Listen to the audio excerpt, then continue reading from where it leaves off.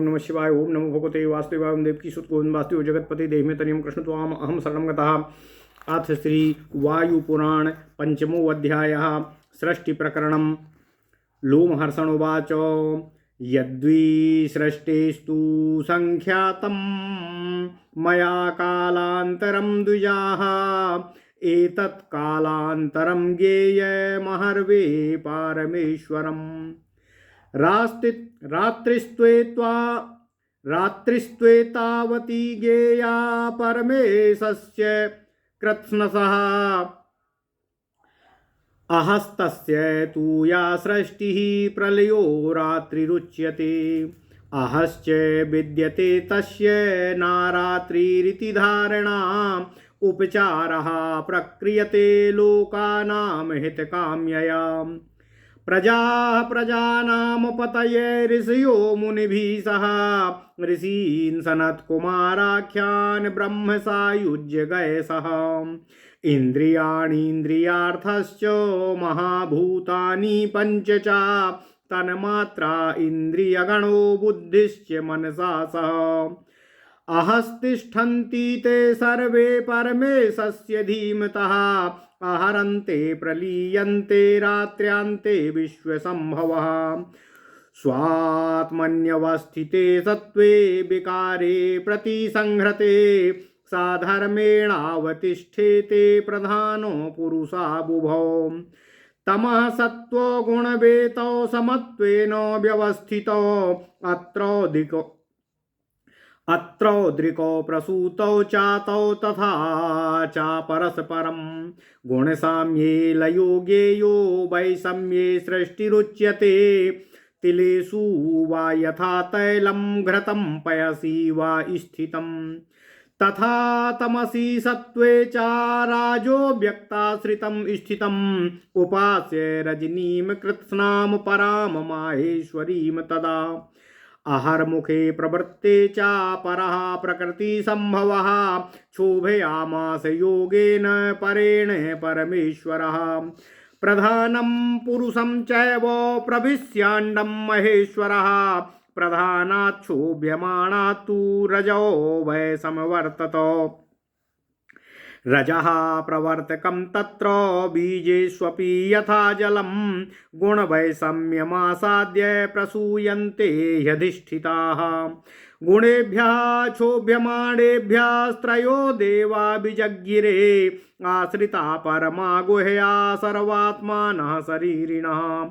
रजो ब्रह्मा तमो ह्यग्नि सत्त्वं विष्णुरजायत। रजः प्रकाशको ब्रह्मा सृष्टित्वेन व्यवस्थितः। तमः प्रकाशकोऽग्निस्तु कालत्वेन व्यवस्थितः। सत्त्वप्रकाशको विष्णुरौदासीन्ये व्यवस्थितः। एत एव त्रयो लोका एत एव त्रयो गुणाः एत एव त्रयो वेदा एत एव त्रयो ज्ञयः। परस्पराश्रिता ह्येते परस्परमनुव्रता परस्परेण वर्तन्ते धारयन्ति परस्परम्।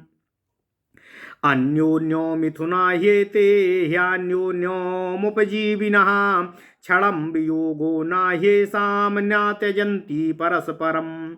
ईश्वरो हि परो देवो विष्णुस्तु महतः परः। ब्रह्मा तु रजसोद्रिक्तः स्वर्गायेह प्रवर्तते। परश्च पुरुषो ज्ञेयः प्रकृतिश्च परा स्मृता। अधिष्ठितोऽसौ हि महेश्वरेण प्रवर्तते चोद्यमान समन्तातो। अनुर्प्रवर्तन्ति महान्तमेव विचरस्थिता स्वे विषये प्रियत्वात्। प्रधानं गुणवैषम्यात् सर्गकाले प्रवर्तते ईश्वराधिष्ठिता पूर्वं तस्मात् सदसदात्मकात्। ब्रह्मा बुद्धिश्च मिथुनं युगपत्संबभूवतुः। तस्मात् तमो व्यक्तमयः क्षेत्रज्ञो ब्रह्म संहितः। संसिद्धः कार्यकरण ब्रह्माग्रे समवर्तत। तेजसा प्रथमो धीमान् अव्यक्तः संप्रकाशते। सा वै शरीरी प्रथमः कारणत्वेन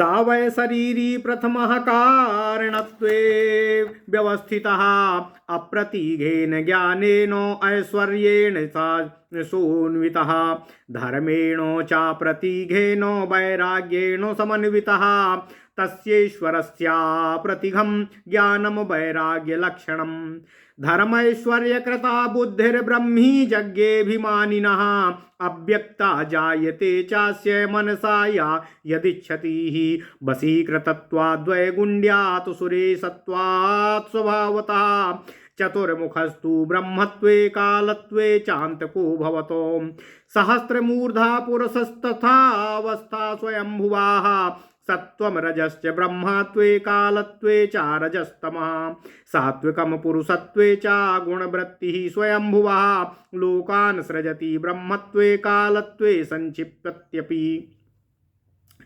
पुरुषत्वे हृदासीना स्थितो तिस्रोवस्था प्रजापतेः ब्रह्मा कमलगर्भाभा कालो जात्याञ्जनप्रभा पुरुषः पुण्डरीकाक्षो रूपं तत्परमात्मनः योगेश्वरः शरीराणि करोति विकरोति च नानाकृतिक्रियारूपो नाम वृत्तिः स्वलीलया त्रिधा यद्वर्तते लोके तस्मात् त्रिगुण उच्यते चतुर्धा प्रविभक्त्वा चतुर्व्यूह प्रकीर्तितः तदाप्नोति यदा दत्ते यच्चास्ति विषयं प्रतिः तच्चास्य सततं भावस्तस्मादात्मा निरुच्यते ऋषिः सर्वगतत्वाच्च शरीराद्या स्वयं प्रभु स्वामित्वमस्य तत्सर्वम् अविष्णुः सर्वप्रवेशनात् भगवान् सद्भावादाग्रो रागस्य शासनात् परश्च तु प्रकृष्टत्वादावनादोमिति स्मृतः सर्वज्ञः सर्वविज्ञानात् सर्वः सर्वयतस्ततः नराणामयनं यस्मात् तेन नारायणा स्मृतः त्रिधा विभज्य स्वात्मानं त्रैलोक्यं सम्प्रवर्तते सृजते ग्रसते चैव वीक्षते च त्रिभुस्तु यत अग्रे हिरण्यगर्भा सा प्रादुर्भूतश्चतुर्मुखः आदित्वाच्चादिदेवो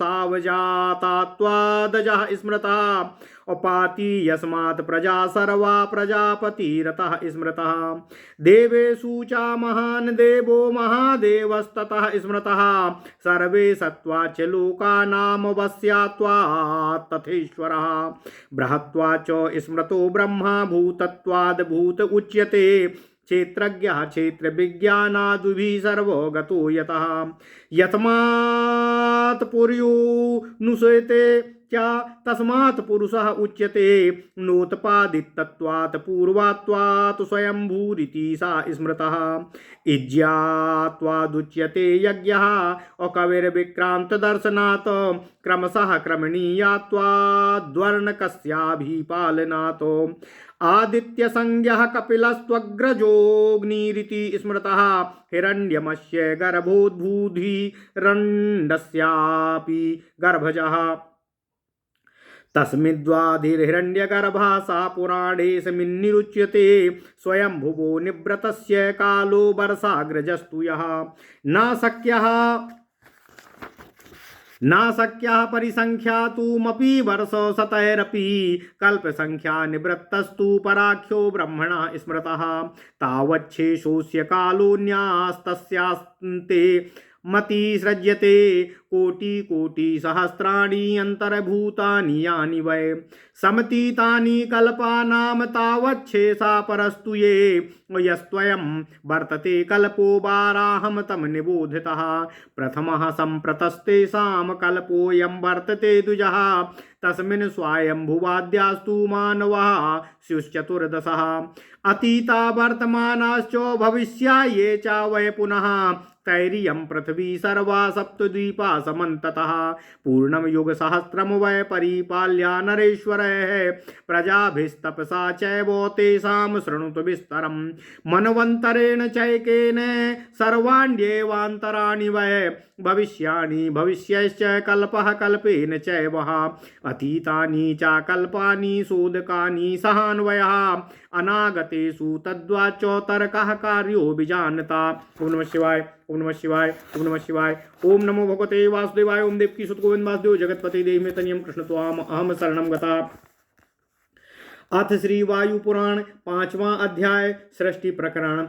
लोमहर्षण सूत जी ने कहा, हे विप्रगणों, हे ऋषियों, पहले सृष्टि वर्णन प्रसंग में मैंने आपसे जिस प्रकार कालांतर का उल्लेख किया था वही कालांतर परमेश्वर का एक दिन मात्र होता है। उनकी रात्रि का परमाण भी उसी दिवस के समान ही होता है। सृष्टि काल ही उनका एक दिन तथा प्रलय काल उनकी रात्रि होती है, किंतु केवल उनके दिन होते ही रात्रि नहीं होती है। यह धारणा केवल लोकहित की कामना से आरोपित की गई है।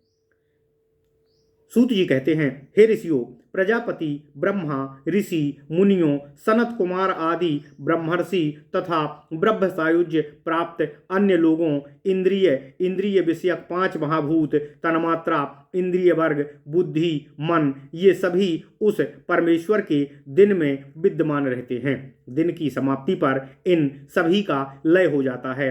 फिर रात्रि के अंत होने पर इस विश्व की पुनः उत्पत्ति होती है। विकार का प्रतिसंहार होने पर सत्व आत्मावस्थित हो जाता है। उस समय प्रकृति तथा पुरुष दोनों एक भाव से युक्त होकर स्थित होते हैं। ये तम तथा सत्वगुण परस्पर समभाव में अवस्थित होते हैं। फिर वृद्धि तथा ह्रास की विषमता से वे सृष्टि करते हैं। गुण की समता से प्रलय तथा विषमता से सृष्टि होती है। जिस प्रकार तिल में तेल अथवा दुग्ध में घृत रहता है, उसी प्रकार अव्यक्ताश्रित रजोगुण उन सत्व तथा तमोगुण में स्थित रहता है।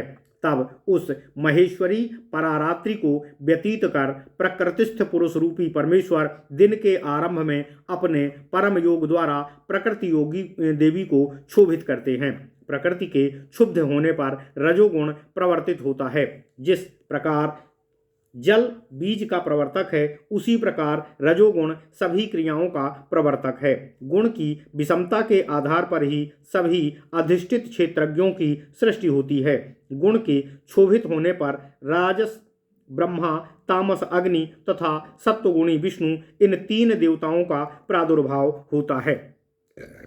रजोगुण के प्रकाशक ब्रह्मा सृष्टिकर्ता के रूप में, तमोगुणी अग्नि काल स्वरूप में तथा सत्वगुणी विष्णु उदासीन भाव में स्थित रहते हैं। ये ही तीनों लोक, तीनों गुण, तीनों भेद तथा ये ही तीनों अग्नियां होती हैं। ये तीनों एक दूसरे के आश्रित तथा परस्पर अनुरक्त हैं। ये एक दूसरे की सहायता से ही वर्तमान हैं और एक दूसरे को धारण कर अवस्थित हैं। ये एक दूसरे से संसृत तथा परस्पर एक दूसरे के सहायक हैं। इनमें कभी भी वियोग नहीं होता है। ये कभी भी एक दूसरे का परित्याग नहीं करते हैं। ईश्वर ही हर देव तथा विष्णु महान से पर है। रजोगुण की अधिकता वाले ब्रह्मा इस सृष्टि की रचना करते हैं। पुरुष ही का नाम पर तथा प्रकृति ही परा नाम वाली होती है। महेश्वराधिष्ठित प्रकृति ही उन महेश्वर की प्रेरणा से सृष्टि कार्य में प्रवृत्त होती है। महान के अंतर्गत क्षेत्रज्ञ समूह आनंद की अभिलाषा से महान के साथ साथ प्रवृत्त होते हैं। सृष्टि के प्रारंभिक काल में गुण वैषम्य से सर्वप्रथम प्रकृति प्रवृत्त होती है। उससे सत तथा असत स्वरूप ब्रह्मा तथा बुद्धि, इन दोनों की उत्पत्ति होती है। इसी से तममय तथा अव्यक्त रूप क्षेत्रज्ञ को ब्रह्मा कहा जाता है। ये ही कार्य तथा कारण के समष्टि स्वरूप होते हैं।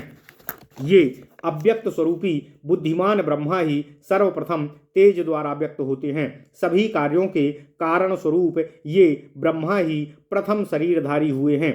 ये ही अनंत ज्ञान, असीम ऐश्वर्य, अशेष धर्म तथा अप्रतिम वैराग्य के आधार हैं। इन ईश्वर के ज्ञान तथा वैराग्य की कोई सीमा नहीं है। इन अभिमानी ब्रह्मा के धर्म और ऐश्वर्य से ब्राह्मी बुद्धि उत्पन्न हुई है। ये स्वभाव से वशीकरण, शक्तियुक्त, गुण परिणाम साधक तथा देवताओं के भी ईश्वर हैं। इसलिए ये जो भी कामना करते हैं वह सभी उन अव्यक्त से उत्पन्न हो जाता है। ये ही सृष्टि रचना में चतुर्मुख काल रूप एवं अनंतक तथा विष्णु रूप में सहस्त्र सिरों से युक्त पुरुष हैं। स्वयंभू की यह 3 अवस्थाएं कही गई हैं। वे ब्रह्म स्वरूप में सत्व तथा रजोगुण युक्त, काल स्वरूप में रज तथा तमोगुणी तथा पुरुष रूप में सत्वगुण से युक्त होते हैं। स्वयंभू की गुण वृत्ति के ये ही प्रकार हैं। ब्रह्मा के स्वरूप में ये सभी लोकों की सृष्टि करते हैं, काल रूप में सभी का संहार करते हैं तथा पुरुष रूप में उदासीन रहते हैं। ब्रह्मा का रंग कमल गर्भ के समान, काल का नील अंजन की तरह, पुरुष कमल के समान नेत्र वाले होते हैं। परमात्मा का यही स्वरूप कहा गया है।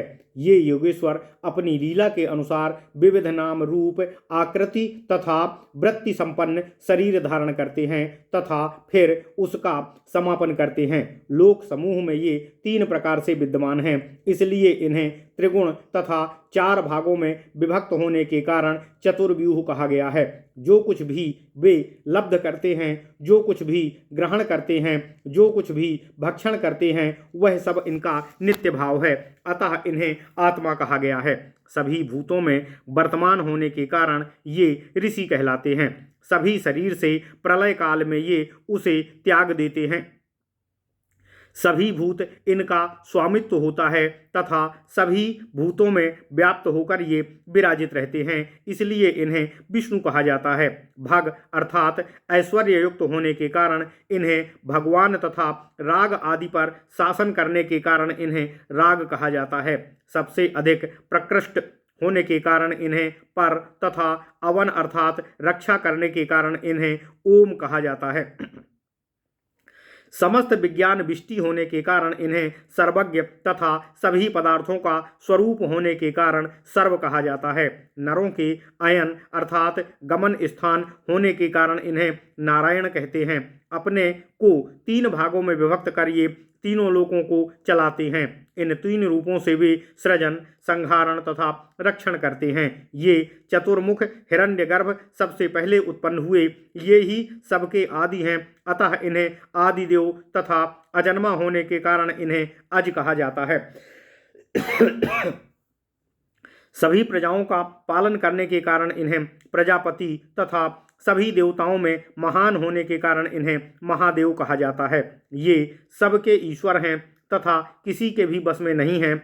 सबसे आवृत्त होने के कारण इन्हें ब्रह्मा कहा जाता है। ये ही सर्वभूत स्वरूपी हैं, अतः इन्हें भूत कहा जाता है। सभी क्षेत्रों के ज्ञाता होने के कारण क्षेत्रज्ञ तथा सर्वव्यापी होने के कारण इनका नाम विभु है। पुर अर्थात शरीर में शयन करने के कारण इन्हें पुरुष कहा जाता है।